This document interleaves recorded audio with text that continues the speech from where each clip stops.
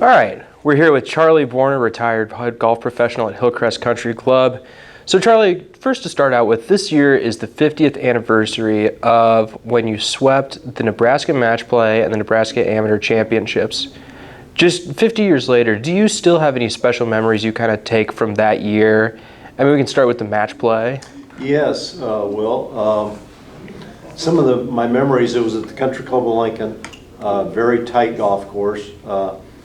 Interesting that I had caddied over at the Country Club, so I knew the course quite well. But I do recall the final two matches. I believe I played Dean Wilson in the semifinal match, and then of course, and Dean was a really, really good player. And then in the final match, I played Bob Asselford, who was probably the greatest amateur that ever has played in Nebraska, and was fortunate enough to defeat Bob. But it was a very special time to have won that match play. So that final match against Bob, you know obviously what he's done before that. What was it like playing against him in a final like that, especially on that course? You know, this might sound a little unusual, but I was very much at a peace with my game, very much into the task that I had that day, and even though I really didn't play Bob himself, I played the golf course a little bit more than perhaps the opponent, but I recall I was very at ease about playing in that final match. I got you. So then moving on to the amateur, you were the first person to win that title after Bob's 6. What was that week like for you as well? First of all, the big thing that I recall right out of the chute was the fact that Happy Hollow was such a beautiful club. I mean, prestigious. The golf course was just absolutely beautiful. The layout itself was marvelous, and you know, in a medal play tournament, you perhaps aren't going to have your ups and, or pardon me, you're not going to be on your game for 72 holes. So you have to stay focused, and when things aren't going extremely well, you have to bear down a little bit. And I remember one night I didn't play very good, but I was able to come back and really play well the second 9 on that particular round, and that allowed me to stay in the tournament, even though I didn't play at my best. And that tournament I felt good about things. Was playing with a player, Jim Shade, who attended Oklahoma State at the time, and Jim was a marvelous player, and I had to really be on my game in order to win that event. I got you. And then the Western Amateur that you played in that summer, how did you finish in that? And what was it like playing guys like Tom Watson and Tom Kite that week?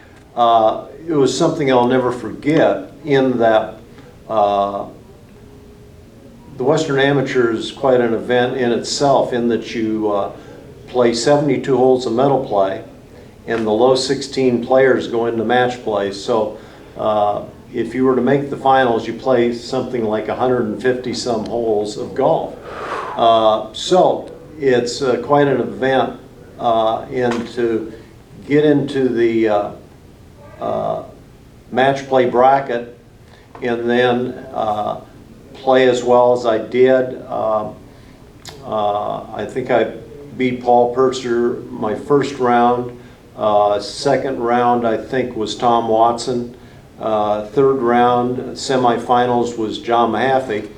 John Mahaffey had just won the NCAA that spring. And then, of course, I'm playing Lanny Watkins in the finals. It was a spectacular tournament, and to be in the finals of the Western Amateur was very, very special. I got up on the final 18-hole match, and I would estimate 1,500 people, 1,500 spectators were lined on number one, and I go, wow, that was pretty impressive. I happened to win the first 2 holes, and I'm 2 up on Lanny, and those were the last 2 holes that I won that day. Lanny Watkins was such a terrific competitor, he wasn't going to let me beat him.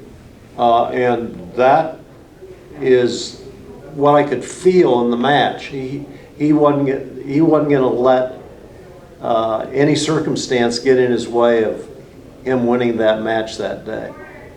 And of course, I do have a picture at home that is a very special picture of the 4 semifinalists.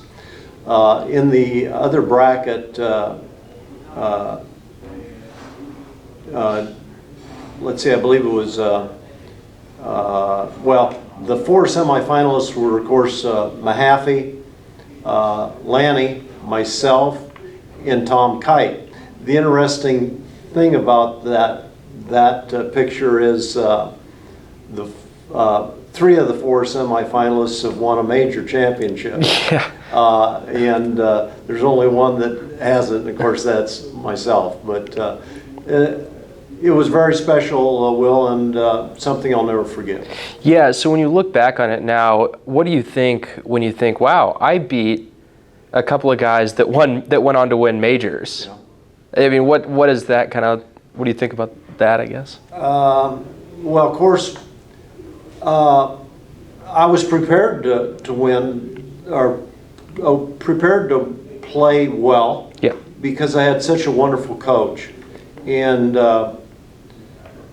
I had a solid golf swing, and so it was up to me to go out and perform, and I just happened to perform extremely well on that given week to be able to compete with them. I had qualified for match play, I believe it was 2 years prior to that, for the match play in the Western Amateur, and got beat the first round by an unbelievable player at the time, Bob E. Smith. He was from California.